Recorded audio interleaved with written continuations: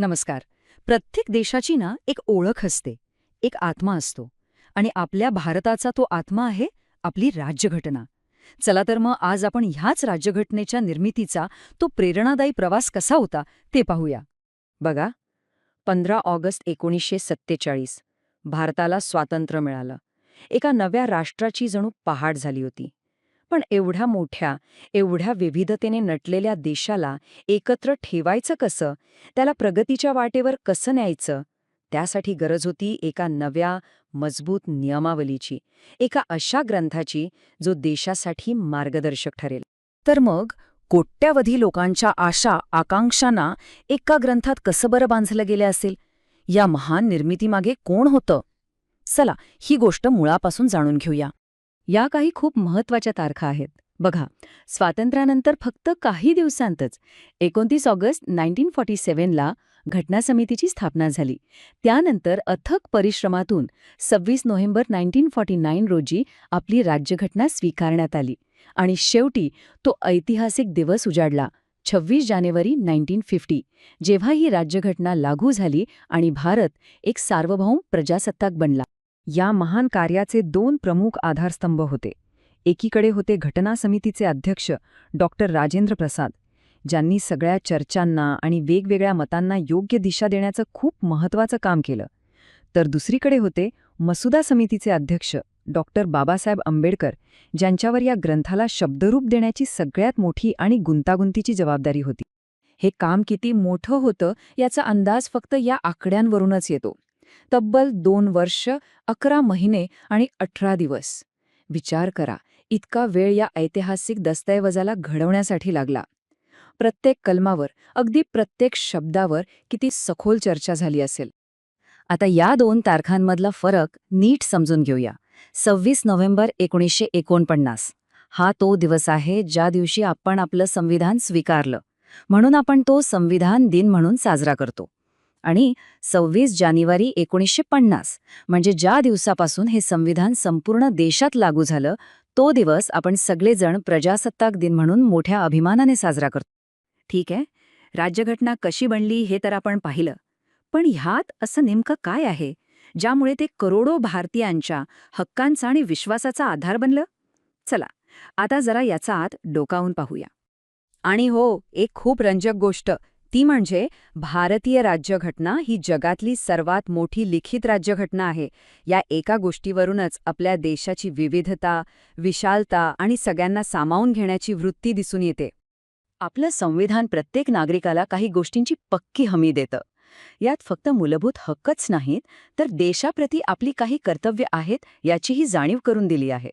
समानता, स्वातंत्र्य, धर्मनिरपेक्षता आणि न्याय हे नुसते शब्द नाहीत, तर आपल्या लोकशाहीची 4 मजबूत चाकं आहेत, ज्यांना संविधानाने सर्वोच्च स्थान दिलंय. समानतेचं तत्त्व तर आपल्या संविधानाचा आत्मा आहे.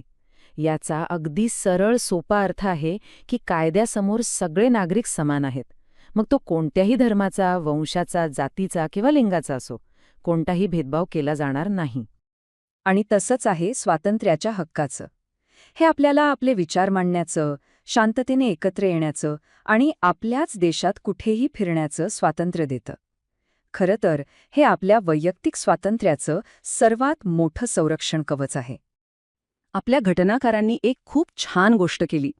त्यांनी जगातील सर्वोत्तम गोष्टींचा स्वीकार केला. त्यांनी वेगवेगळ्या देशांच्या संविधानांचा खूप खोलवर अभ्यास केला आणि त्यातलीच चांगली तत्त्व आपल्या संविधानात अगदी खुबीने समाविष्ट केली. चला पाहूया, ही प्रेरणा नेमकी कुठून कुठून आली. या जागतिक दौऱ्याची सुरुवात करूया ग्रेट ब्रिटनपासून. ज्यांनी आपल्यावर राज्य केलं त्यांच्याकडूनच आपण प्रशासनाची एक अत्यंत महत्त्वाची चौकट घेतली. हो, भारताच्या प्रशासनाचा पायाच ब्रिटिश मॉडेलवर आधारित आहे. आपण त्यांच्याकडून संसदीय लोकशाहीची रचना घेतली, म्हणजे लोकांनी निवडून दिलेले प्रतिनिधी सरकार चालवतात. यासोबतच कायद्याचं राज्य ही संकल्पना स्वीकारली, जिथे कायदा सर्वांपेक्षा मोठा आहे आणि शासनासाठी मंत्रिमंडळ प्रणालीचा अवलंब केला. आता वळूया अमेरिकेकडे. नागरिकांच्या हक्कांचं संरक्षण आणि एक मजबूत लोकशाहीसाठी अमेरिकेच्या संविधानातून आपण खूप महत्त्वाची प्रेरणा घेतली आहे. नागरिकांचे हक्क सगळ्यात महत्त्वाचे आहेत, ही शिकवण आपल्याला अमेरिकेकडून मिळाली.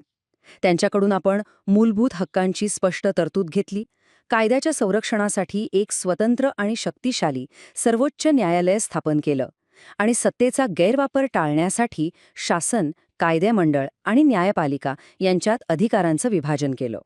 फ्रेंच राज्यक्रांतीने तर जगाला काही अशी मूल्य दिली जी कधीच पुसली जाणार नाहीत आणि त्याचा खूप खोलवर प्रभाव आपल्या संविधानावरही दिसतो.